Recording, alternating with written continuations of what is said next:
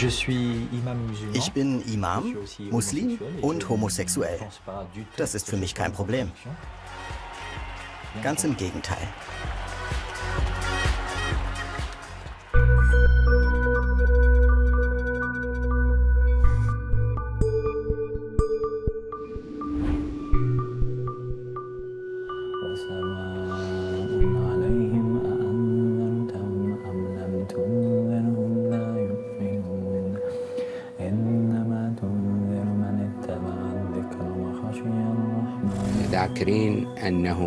Es steht geschrieben, jeder, der es tut oder mit sich machen lässt, muss sterben.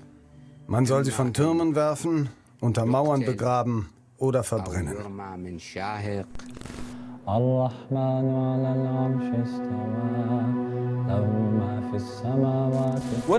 Der Prophet sagt, töte den, der es tut und dem es getan wird. Alle, die es tun, sollst du töten.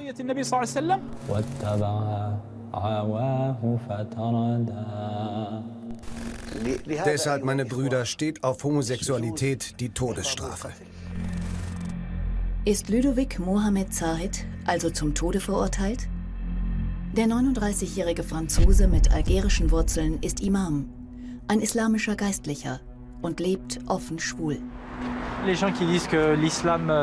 Die Leute, die behaupten, der Islam und Homosexualität würden sich ausschließen, sind für mich Faschisten.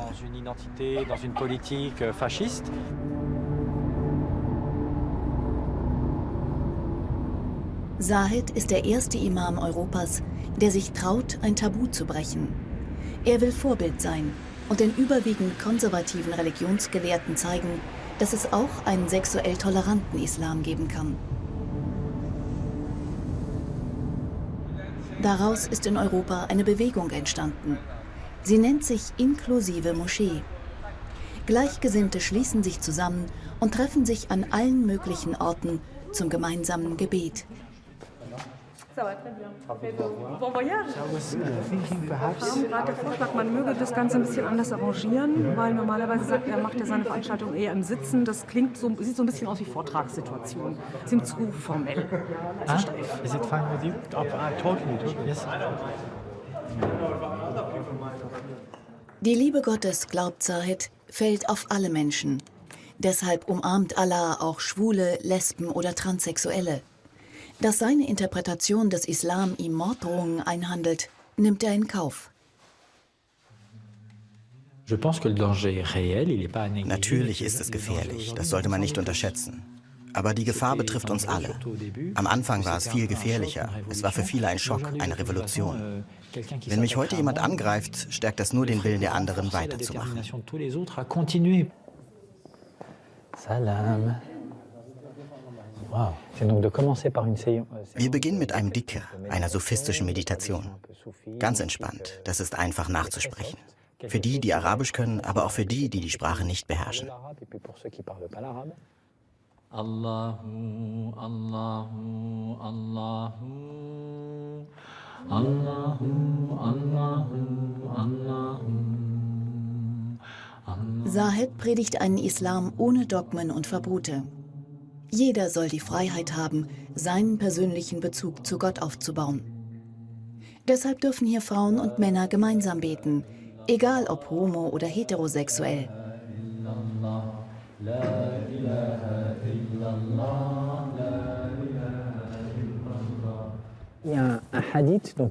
Es gibt einen Hadith, einen überlieferten Ausspruch aus der Zeit des Propheten, Gottes Segen und Friede sei mit ihm, der sagt, am Anfang war der Islam eigenartig anders, einsam und sonderbar. Und am Ende wird er das wieder sein. Ich glaube, die besteht, natürlich. Ich glaube, es gibt auch Tendenzen. Mit ihrer Islaminterpretation sind Zahid und seine Mitstreiter in der deutlichen Minderheit. Traditionell geführte Moscheen öffnen ihnen nicht einmal ihre Türen. Die inklusive Moscheengemeinschaft muss deshalb improvisieren und trifft sich hier ausgerechnet in kirchlichen Räumen.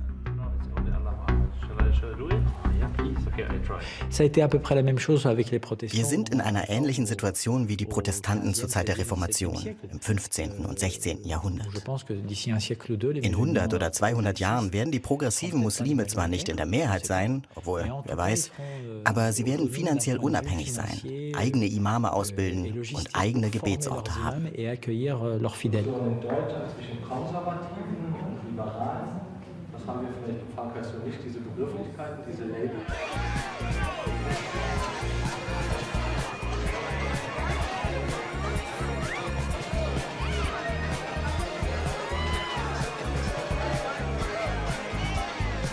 In einem Kölner Schwulenclub feiern junge Libanesen, Iraker und Syrer.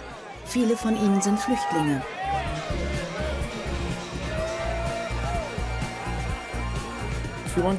Wenn du im Libanon in einen Schwulenclub gehst, dann darfst du keine anderen Männer berühren. Im Club sind 10, 15 Sicherheitsleute, die aufpassen. In der Schwulenszene im Libanon herrscht Angst. Okay, du kannst zwar ausgehen, aber jedes Mal, wenn du das tust, gehst du ein Risiko ein. Ibrahim Mokdad ist 30 Jahre alt und hat mit dem Islam gebrochen. Schwule, glaubt er, werden in dieser Religion niemals akzeptiert werden. Vor 1,5 Jahren floh er aus dem Libanon nach Köln. Er wohnt hier bei der Flüchtlingsbetreuerin Ina und wartet auf seine Aufenthaltsgenehmigung. Ina, I guess we fry it on the side. Don't put it. No, it's cooking with this. It's okay. Yeah. Maybe we fry it before. No.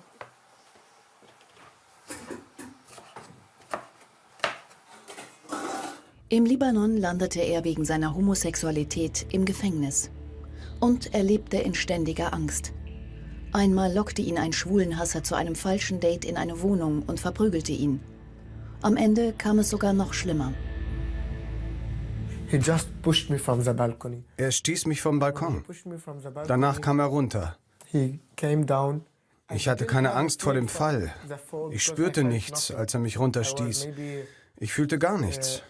I felt nothing when he felt me. But where Die Angst kam später, als ich unten lag und ihn direkt ansah.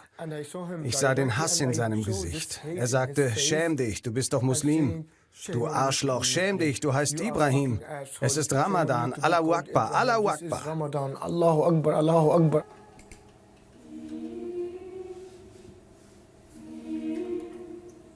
Er landete auf einem Auto. Das Dach federte den Aufprall ab. Ibrahim überlebte schwer verletzt, lag monatelang im Krankenhaus. Die Schrauben aus seinem Körper wurden erst in Köln entfernt. Das ist die größte Schraube. Die ist für Ina.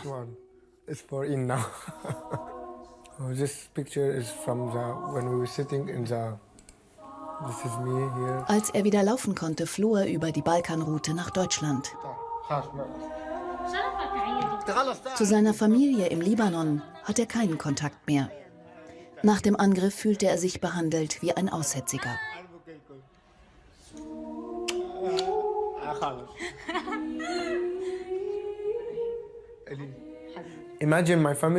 Meine Familie wollte mich während meiner Operation nicht unterstützen.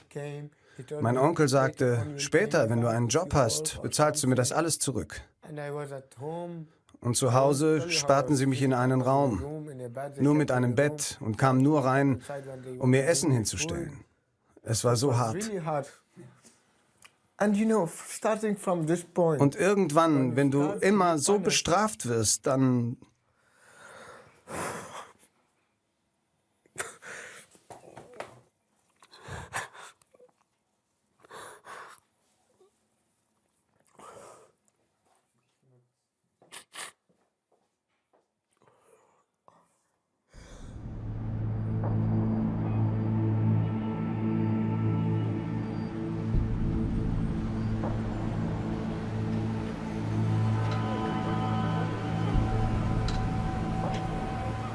Dabei ist der Libanon, Ibrahims Heimat, noch ein vergleichsweise liberales Land. Das Verbot der Homosexualität wurde kürzlich aufgehoben. Doch nach wie vor werden Homosexuelle im Alltag angegriffen, verfolgt und diskriminiert. In der übrigen islamischen Welt ist die Situation für Schwule, Lesben und Transsexuelle noch schlimmer. In Saudi-Arabien und 8 weiteren Staaten steht auf Homosexualität sogar die Todesstrafe.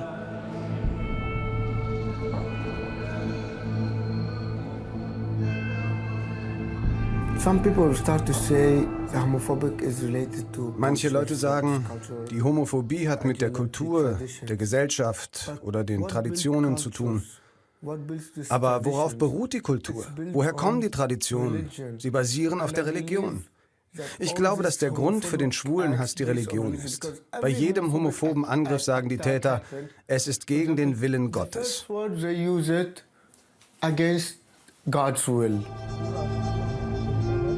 Und in den muslimischen Gemeinden in Europa?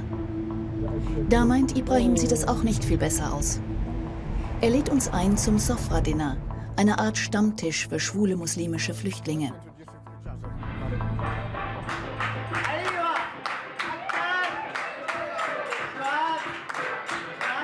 Fast alle hier sind geflohen.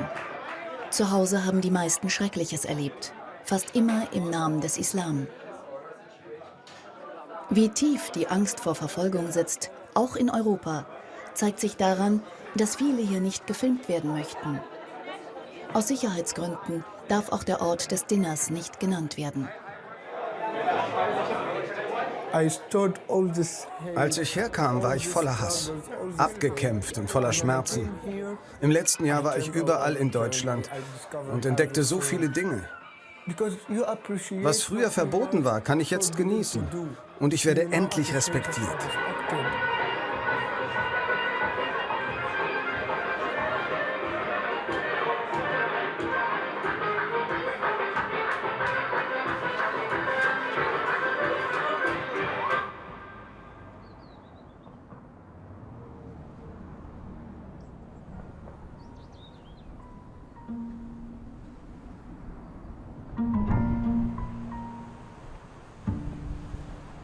Ludovic Zahid, der schwule Imam, lebt in Marseille. Er stammt ursprünglich aus einem Land, in dem Homosexualität mit Gefängnis bestraft wird, aus Algerien. Dort hatte er eine salafistische Koranschule besucht. Mit 17 Jahren habe ich gemerkt, dass ich homosexuell bin und dass das mit dem Islam dort nicht zusammenpasst. Ich merkte, dass ich plötzlich Gefühle für die anderen Jungs auf der Schule hatte.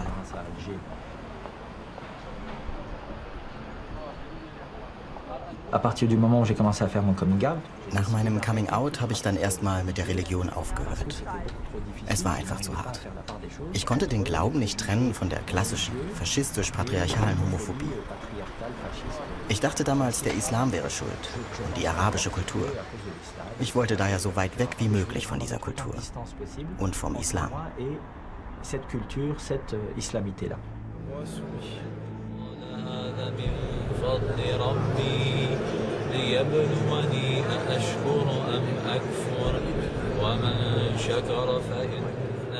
Erst Jahre später und mit gesundem Selbstvertrauen ausgestattet, fand er zum Glauben zurück. Dies sind Zaids persönliche Aufnahmen von seiner Pilgerreise nach Mekka, der heiligen Stadt des Islam.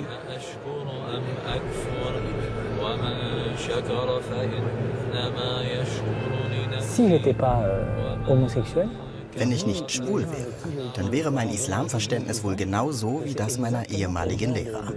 Faschistisch und patriarchalisch.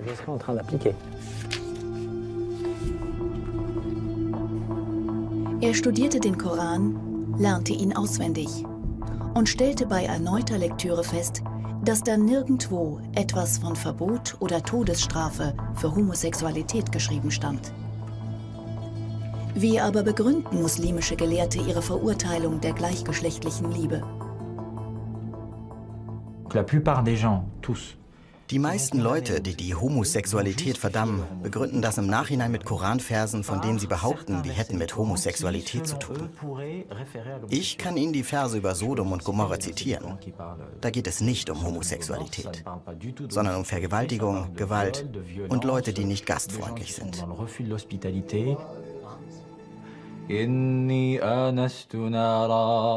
لعلي آتيكم منها بقبس أو أجد على النار. Wie so vieles im Islam scheint es also eine Auslegungssache zu sein.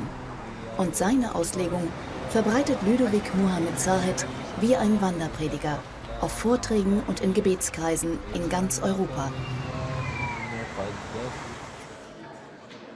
Nice to meet you. I heard a lot Thank about you. you and Thank you. I really appreciate your work. It's Thank great. you. Always a pleasure to be here. It's a nice community you have in Berlin.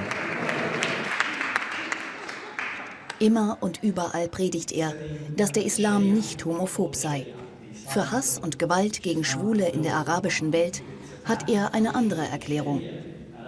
When people are happy, Wenn die Leute glücklich und friedlich sind und ihre Kinder ernähren können, dann fliehen sie nicht und töten auch nicht ihre Nachbarn, nur weil die schwul, schwarz, weiß, gelb oder sonst etwas sind. Dieser Faschismus, diese Diskriminierung von Minderheiten kommt in der Menschheitsgeschichte nur vor, wenn eine Krise herrscht. Wirtschaftlich, politisch und jetzt auch noch ökologisch. Allahu Akbar. Sami Allahu liman hamidah. Allahu Akbar.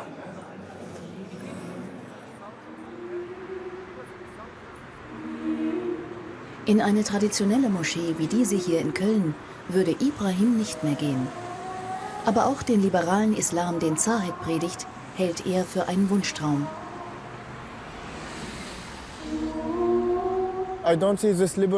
In der arabischen Welt gibt es keine solchen liberalen Gruppen. Hier in Europa können sie interpretieren, was sie wollen. Aber der real existierende Islam ist der in Saudi-Arabien, Ägypten und Teheran. Und die Ideologie in diesen Ländern, wo die Scharia regiert, wird sich nie ändern.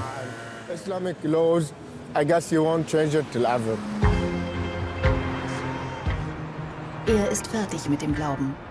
Denn auch in Köln erlebt er den Islam als schwulenfeindlich.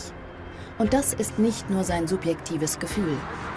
Denn als Aktivist der Flüchtlingshilfe Rainbow Refugees ist er fast täglich damit konfrontiert.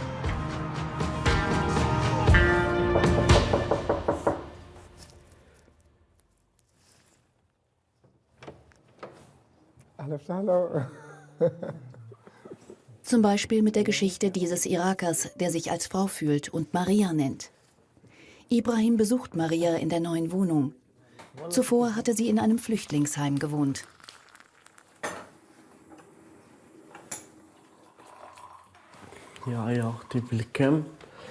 Als ich im Heim lebte, ging ich zum Jobcenter und sagte, schickt mich zurück. Ich will lieber im Irak sterben als hier. Wieso hier sterben? Wegen der Heime. Die machen mich fertig da. Was genau ist passiert im letzten Heim? Ein Mann kam mit einem Messer. Und was hat er gemacht? Er rief, Gott ist groß, Gott ist groß. Fragte, bist du Muslim? Es war schrecklich.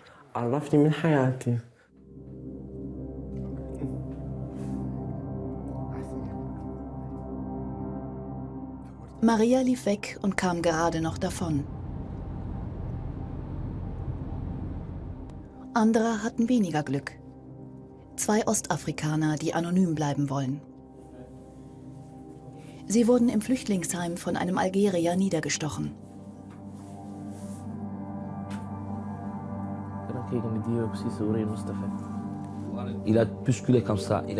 Er rempelte uns an, fragte, seid ihr schwul? Seid ihr Muslime? Er rief, ich frage euch. Ich sagte ja. Dann hat er zugestochen. Genau vor solcher Gewalt sind sie geflohen. Ich war in meiner Heimat mit meinem Freund im Kino. Jemand zeigte auf uns und sagte, zwischen denen geht was. Am nächsten Tag kamen 12 Leute mit einem Auto und fuhren uns aus der Stadt. Sie hackten meinem Freund beide Arme ab. Er ist verblutet. Mich haben sie mit Benzin übergossen und angezündet. Allein im November 2016 hat Ibrahim etwa 15 Übergriffe in Heimen rund um Köln protokolliert. fast alle mit religiösem Hintergrund. Die Dunkelziffer ist höher, weil viele Betroffene lieber schweigen, aus Angst und Scham. Trotz der Grausamkeiten, die den Ostafrikanern angetan wurden, halten sie an ihrem Glauben fest. Ich glaube immer noch an Gott, obwohl ich schwul bin. Ich will einfach, dass mich die Leute in Ruhe lassen und nicht angreifen. Deshalb gehe ich auch in keine Moschee, weil ich da angegriffen werde. Ich bete dann einfach allein zu Hause.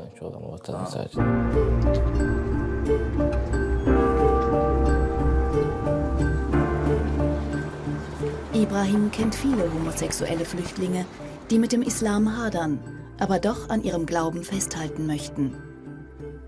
Deshalb lädt er Ludovic Mohamed Zahid ein, nach Köln zum schwulen Flüchtlingsstammtisch. Ich habe Zitate aus dem Koran, die die Homosexualität verdammen. Wie kann er das abstreiten?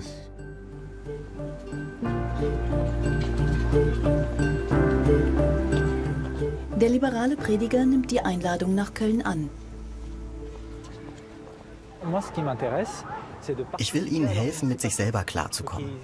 Mit Europa, aber auch mit ihrer eigenen Gesellschaft, wo sie ja wegen ihrer Sexualität und Identität oft verfolgt und bedroht wurden. Gerade auch im Namen des Islam. Diesen Dingen müssen sie sich stellen, um inneren Frieden zu finden.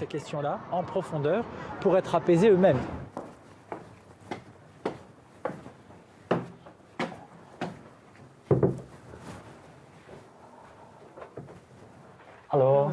Hello. How are you? Good. Nice to meet you. Finally. It's a nice place. Yeah, it's my friend's place. Doesn't make it directly to me. Yes, yes. Lass uns gleich über mich reden. Ich wurde aus dem 3. Stock geworfen.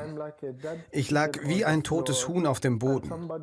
Und der Typ, der mich runtergeworfen hatte, stand über mir und sagte, du bist kein Muslim.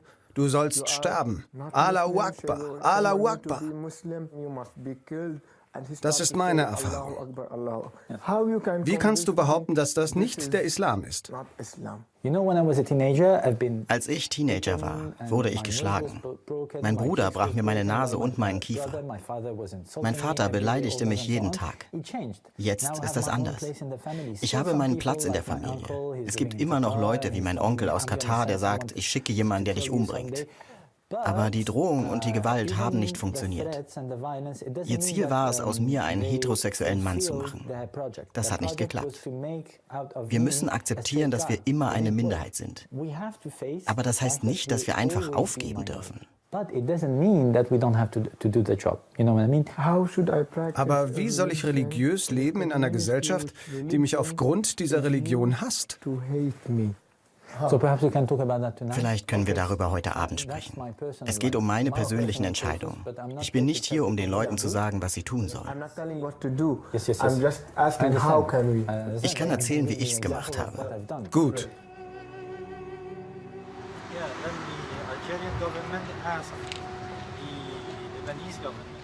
Ibrahim ist nicht so recht von den Argumenten des Imam überzeugt. Und gleich wird Zahid noch auf eine viel größere Runde von Skeptikern treffen.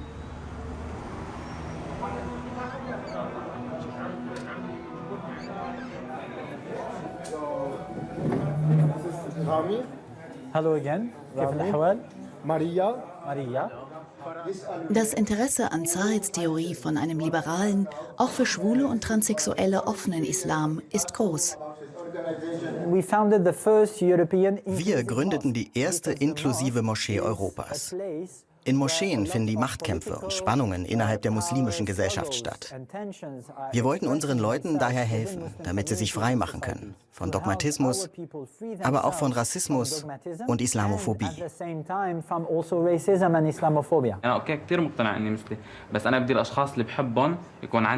Ich komme damit klar, dass ich schwul bin. Aber ich will auch, dass die Leute, die ich liebe und meine Familie, mich akzeptieren. Und zwar so, wie ich bin. Ist das alles nur deine persönliche Meinung? Oder beruht das auf etwas anderem?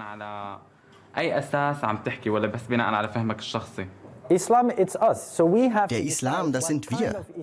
Deshalb müssen wir selbst entscheiden, welchen Islam wir wollen. Nur so können wir unsere Familien dazu bringen, vielleicht nicht unser Schwulsein zu lieben, aber wenigstens ein bisschen toleranter zu werden. Die Flüchtlinge haben den Islam in ihrer Heimat als dogmatisches System erlebt, mit strengen Regeln, die vorschreiben, was richtig und falsch ist. Solche Einordnungen erwarten sie nun auch von Zahid.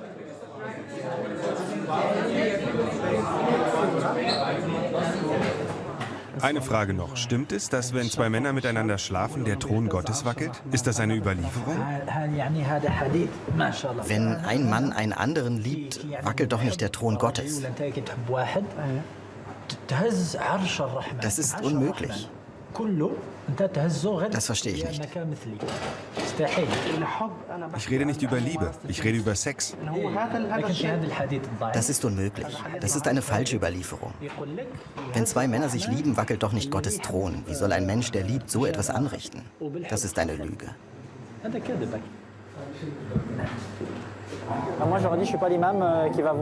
Ich habe Ihnen gesagt, ich bin nicht der Imam, der sagt, das ist Haram, eine Sünde. Es ist nicht so einfach. Jeder muss sich seine eigene Meinung bilden. Sonst bekommen wir in 20, 30 Jahren dieselben Probleme und dieselbe Dogmatik, die wir eigentlich überwinden wollen.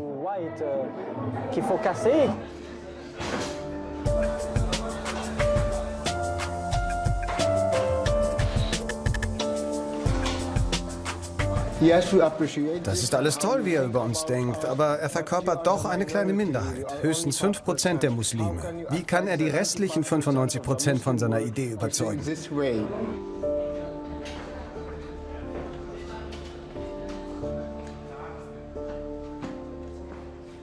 Please, thank you for coming. Gut, dass ich dich getroffen habe und dass ich den Islam aus deiner Sicht kennenlernen konnte. Ja, das ist meine Sicht.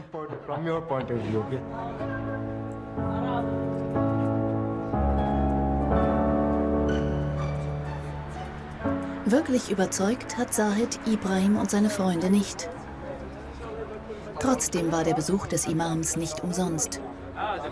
Allein, dass da einer ist, der offen und laut sagt, seht her, es geht, man kann beides leben, dürfte für viele muslimische Homosexuelle eine große Hilfe sein.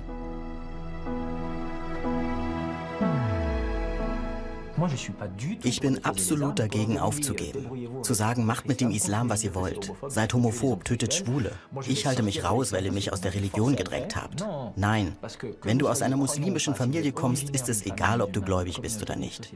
Wenn du nicht über den Islam sprichst, der Islam spricht über dich.